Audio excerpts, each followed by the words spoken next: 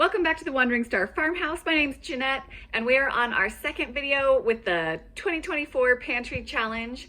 Most of my kids have gone back to school, so I'm not really showing many lunches anymore, but I'll try and show you breakfasts when I remember to take a video. Usually Jeremy's the one cooking breakfast, but I'll try and shoot videos so you can still see what we're eating. But mostly I will be sharing dinners from this week. It's Friday night. Jeremy has a couple of our boys out on a camp out. So the rest of us that are here at home are kind of having a fun dinner.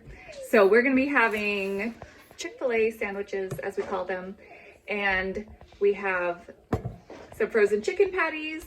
I have some buns that I bought before Christmas that are a couple days past their best by date, but that's totally fine. I went out to my greenhouse and picked some delicious looking lettuce, and we're going to be using some homegrown pickles. Thank you. Did you start it this morning?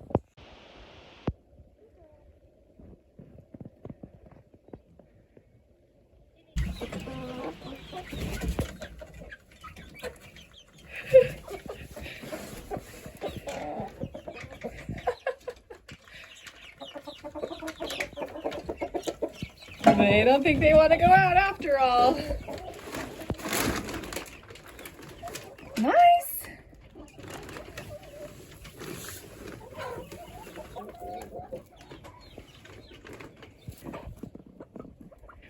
Let me out, let me out, let me out, let me in, let me in, let me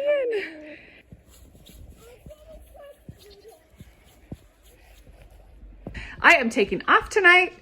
Jeremy and the kids are gonna be home, and they are just gonna be cooking up chicken skewers that Jeremy picked up, I think on New Year's Eve. So I'm gonna be having pizza with the young women at church.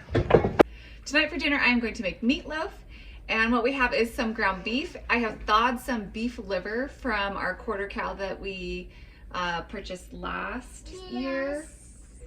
And we haven't made it through all the liver yet. So what I'm gonna do is I'm gonna grind up some of that, or chop up some of that liver really fine, and add it to the ground beef, like no more than a quarter, like no more than the equivalent of like a quarter of how much beef I'm using. That's how much liver I'm gonna add to it. And then it adds the benefits of the liver, but doesn't get overpowering in like the taste department.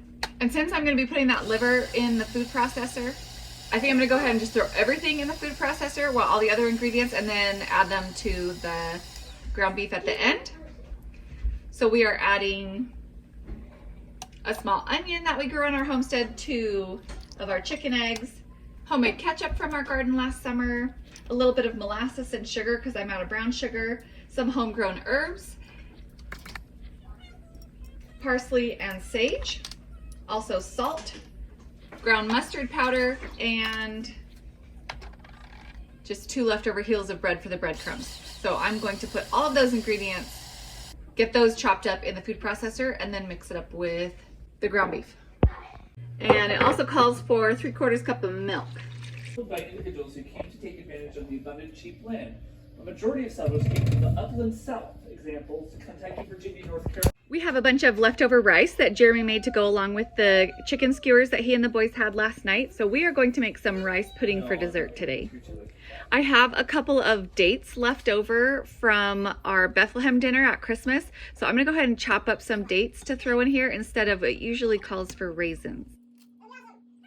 This is something we like to make for dessert to use up extra rice, but honestly, it would make a decent breakfast food as well.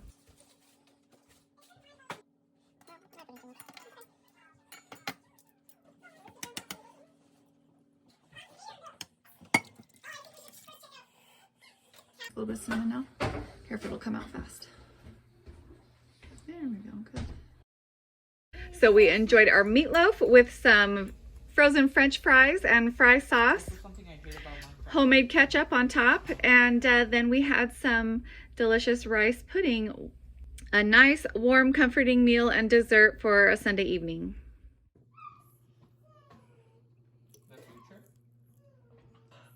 The piano. Tonight for dinner, we are going to be making sweet potato and black bean chili. I did pick up a green pepper to go along with this. I grew 2 dozen pepper plants in my garden. There was a bit of an issue with overspray from the fields next door at one point early in the season, and I think that kind of stunted the growth for the season. So I had hoped to have a lot of frozen green peppers this winter for the pantry challenge, but I don't. However, I do have this homegrown sweet potato. I need to soak some black beans, so I've got canned black beans this time. Homegrown onion and garlic. This is a smoked chipotle pepper in adobo sauce. Here's my green pepper I picked up. Here is the last quart of turkey broth that Jeremy made from our Christmas turkey. And then I thought on top it would be nice to use some of this pepper jack cheese that I made.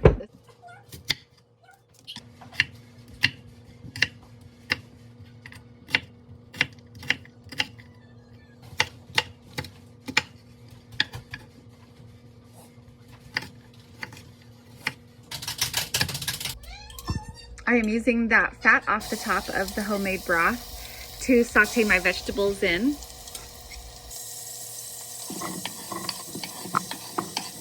You know, Jeremy had never tried sweet potatoes before we got married. I didn't grow up eating them a ton, but I definitely had them like for Thanksgiving and things. But Jeremy had never even tasted a sweet potato before we got married because his dad didn't like sweet potatoes. I like to use these chipotle peppers in adobo sauce in my chili recipes. It's kind of my chili secret ingredient once I discovered it. They are smoked jalapenos, and so they just give this kind of smoky undertone to the whole chili, and it just tastes so good. I had Jeremy pick me up a garlic press. We've actually never had a garlic press before, but I am interested to try it out and see if it, I don't know, just kind of makes things go a little more quickly and smoothly. Cooking a lot from scratch, you realize like how much time it takes and why people really fell in love with just convenience foods. But anything that I can do to make cooking from scratch just a little bit easier or faster for me, but still be from scratch, I want to kind of try those things. So here is our finished chili, and I love that this was our third meal using the turkey broth from our Christmas turkey after eating the actual turkey meat for 2 different meals. I love just being able to stretch it all like that and use up every last bit of goodness that we can from these animals that we work so hard to raise ourselves. I want to make an apple crisp for dessert for tonight, so I'm pulling these frozen apples out of my freezer. As you can see, I froze them. When I froze these apples, I put them in a pie plate to freeze so that then I could pull them out like this and put it straight into the pie plate. Dinner tonight is corn. That's what my mom always called it, clean out refrigerator night. So corn. We have some zuppa toscana that I made in the last video. The chili, the sweet potato black bean chili that I made last night. This is actually a breakfast I didn't show you that Jeremy made, which is a pork fried rice with some of our homegrown pork sausage. And then this one is a little bit of that spicy minestrone from last week's video as well. So everybody just gets to choose which one they want, put it in a bowl and heat it up. I am just making a nice crumble topping to go on top of this apple crisp. It is butter with flour and sugar and oats.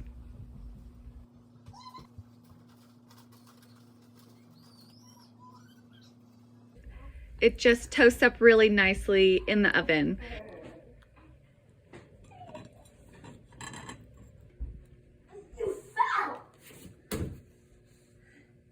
Jeremy made us this breakfast skillet this morning just with eggs and black beans and onions and garlic and a little bit of cheese on top. Okay, I let dinner plans get away from me tonight, so we are going to be having pancakes for dinner. And I've talked about it in pantry challenges before, where the way I feel good about that as the one in charge of the nutrition for a bunch of kids is I like to make sweet potato or pumpkin pancakes. So we up the nutritional value through that. I will use part freshly ground whole grain wheat flour that we keep it in our freezer after we grind it so that it retains more of its nutrition. And then the last thing that we do is serve it with peanut butter, so then they get a protein source with it as well. We are using homegrown pumpkin puree, 2 of our own chicken eggs, and the flour sugar and other things are just from our basic dry goods pantry stores.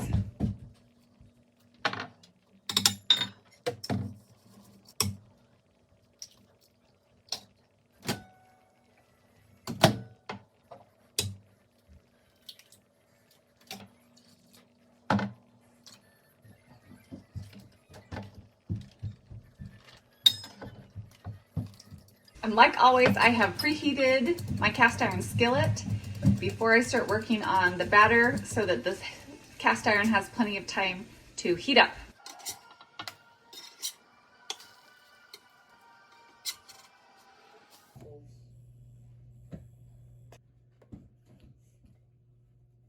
all the Game Boys and then it's just the game